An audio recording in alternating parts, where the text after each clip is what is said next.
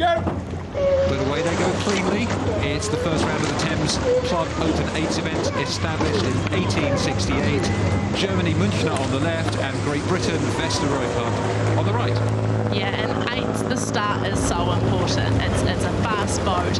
If you get too far behind at the start, it can be very difficult to make it up. So there is a lot of pressure riding on these first 10, 20, 30 strokes, and you want to make sure you're in the race. And you can see here with this Vesta crew, they look like they've gotten away to a good start. Quite upbeat, quite lively, but very in unison.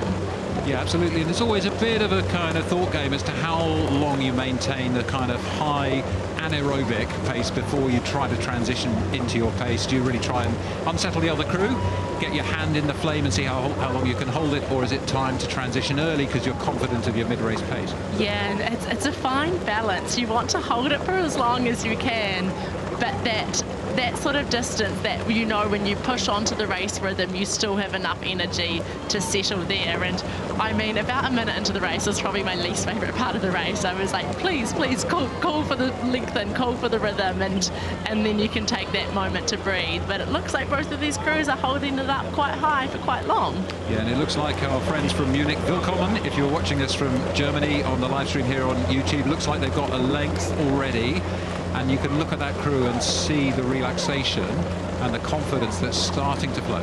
Yeah, I really like how they're rowing. They're very, very low down. Their faces are all very relaxed. And as a rower that had quite a tense face, I don't like to judge that too much. But these 8 rowers look like there is no extra effort going in. They are just rolling forward, placing the blade in, and then doing the work in the water. And it is obviously paying off for them right now. Absolutely. And I think, you know, for Vesta, this is the C crew. 3 Vesta crews qualified for this Thames Cup event, which is pretty impressive, all under the eye of James Cracknell. You might have heard of him. And so this is the C crew. They all had to go through qualifiers on Friday to win a place here. So it's a tall order for them against the men from Munich. It is a tall order. When you're leading up to qualification, that is the goal. And it's really hard to think much further than that, and they've had to go through that really high at the end of last week and then achieve what is an amazing feat to get through to the race schedule of this week. And then it can be quite difficult to then back it up, and it is a tall order, as you say, and it's a feat in itself, even making it to the start of a Henley Royal Regatta race. So we watch the Germans really strolling through the middle of this course. They've got the race fully under control. And we were saying, Grace, you know, it could be quite hard, this unfamiliar track. Where is the 250-metre marker? Where is the 500-metre marker? Oh, there isn't one. You've got a mark at 612 metres. What's that all about? So you can feel a bit lost. So having the chance to row down the course and just call through the race plan and understand the landmarks can help. Oh, it's hugely important. I mean, coming from New Zealand, we work in kilometres as well, and all of a sudden you turn up to a course that I was like, oh, there's the quarter mile. How long is a quarter mile? It's all quite foreign to crews that aren't used to this. So having an experience like this where they can relax a little bit, do a really, really solid dress rehearsal when you've got the pressure, you've got the nerves, is really invaluable for them later in the week to hopefully keep progressing. Indeed, and for our German viewers, you might not be familiar that at Henley the course is 2,112 metres, so 112 extra metres. In fact, it's the course that led to the Olympic standard and the world rowing standard being 2,000 metres for international racing. But Henley's got that extra little bit at the end, which you need to watch out for. Yes, and as a rower, you can really feel that extra 112 metres, and there is a slight head current as well, so it feels like a long race. But I think that's one of the beauties here, is navigating the slight quirks of this course, and that's why people love coming back here, and that's why people love racing this regatta. So you can see there the 3/4 mile signal, and if you're watching in new money, that's 1,207 metres down the course, approaching the remnant club. Still 40% or so of the race to go as we look towards the end.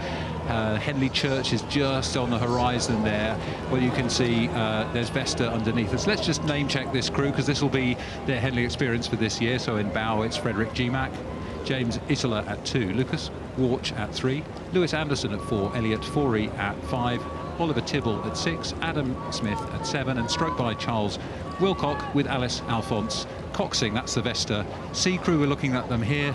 Great credit to them. The C crew from the club, all 3 eights had to qualify for the Thames Cup, and here they are on the Henley stretch against international opposition. And that's one of the beauties about the Henley Royal Regatta is you get to come up and race people from all over the world. It's not an experience you get every single day. And sitting in the start line, lining up against a crew from Germany is really special. And these 8 rowers in the coxswain are going to take a lot away from this. And coming through qualification and then getting to here is such a feat. And they will learn a lot and hopefully come back next year and want to do even better. You're so right. I think, you know, the chance here to race the junior crews, today's half junior crews and half club crews out of the 80 races, 40 of each, being on the same track as top internationals. We've got a huge bevy of Olympians returning to the regatta. It lifts you. It shows you that, oh, these people are like me. They might be bigger, might be more experienced, they might be a bit faster, but it makes it, you're in the same category, and I think it's so inspiring.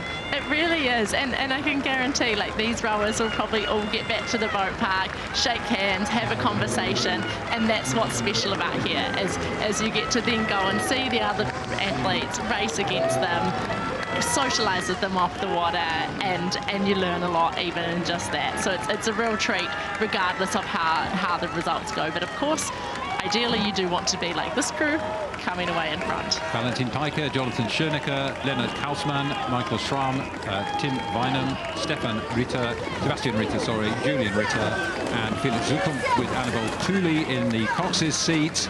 They go through to tomorrow, and the socialising that Grace was extolling is going to be something that the Vesta C crew can enjoy. Great credits to James Cracknell as he departs Vesta, qualifying these 3 eights for the Thames Cup. And we are now 46 races through the 80 races for today. Thank you for joining us, and stay with us. We've got plenty more to come through tea this afternoon. So just to confirm, that is a win for Münchener Rowing Club beating Vesta in the Thames, the Club Open 8s event.